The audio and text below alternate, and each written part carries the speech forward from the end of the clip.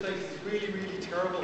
So whispers carry, so I really appreciate the best attention for this little bit, please. And this is going to say a few small words. I'll just introduce the group behind us. And it'll be a short presentation by them, and then you can go back and enjoy the rest of the evening as well. After you've enjoyed the fine presentation from the group of young people behind us. So ladies and gentlemen, Minister. I just want to thank David again for choosing this very apt location. Hope you're enjoying the evening. I have to be careful with kind of photographs and the positioning and so on. I'm thrilled to be here for a number of reasons, and it's a great pleasure to launch 2019 Bringing Down the Walls, an action plan put together by 16 young men and women from each It's quite a big thumb. the story that I made. The chairperson is Chelsea. Step forward, Chelsea. We thank you. Congratulations on what you're doing. This group of young people behind me from both main communities work together in an innovative program called Ambassadors for Peace. Elected by their peers, they have committed themselves to create a viable action plan to eradicate peace walls by 2019. They will campaign and they will lobby on behalf of their communities throughout their time on the programme and beyond.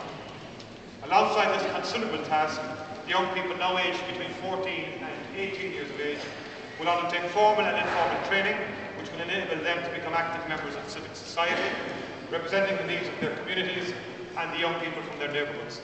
The programme will harness their unique potential, create opportunities, personal and professional growth.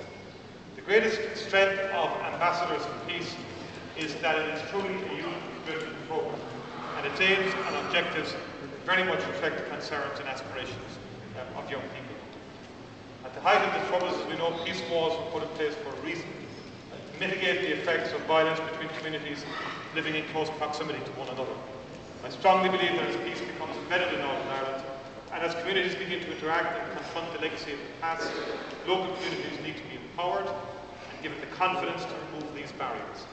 Bringing down the physical barriers between communities is an important dimension and demonstration of progress, as well as a physical manifestation that we're becoming less divided communities.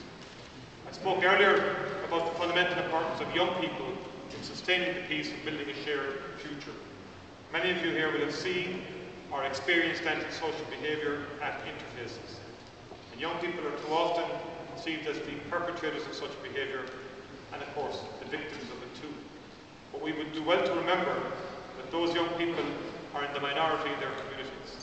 The 16 young members of Ambassadors for Peace are a shining example of the commitment and energy of young people and the desire to improve their own lives and that of their own communities. By fostering community dialogue at youth level, they will be creating sustainable links in the coming decade. And I'm delighted to be announcing funding of €15,000 for the Ambassadors for Peace programme for 2010, and to introduce the young people from the group who will now give a short presentation. Thank you. I'd just like to say a few words on behalf of YouthWorks. My name is Tim Morgan, and I'm a member of YouthWorks. We're a not-for-profit organisation, and we, along with the young people, have been responsible for compiling the conference report and strategy with the young ambassadors. We'd like you to come on a journey with the Ambassadors for Peace over the next 9 or 10 minutes. These young ambassadors have been selected from within nationalist and unionist communities across the north. The process began in December 2009 and really only begins its work in earnest from today with the launch of this report by Minister. First walls went up in 1969, and over the next 9 or 10 minutes, these young people will take you on a journey that has led to the segregation of our society.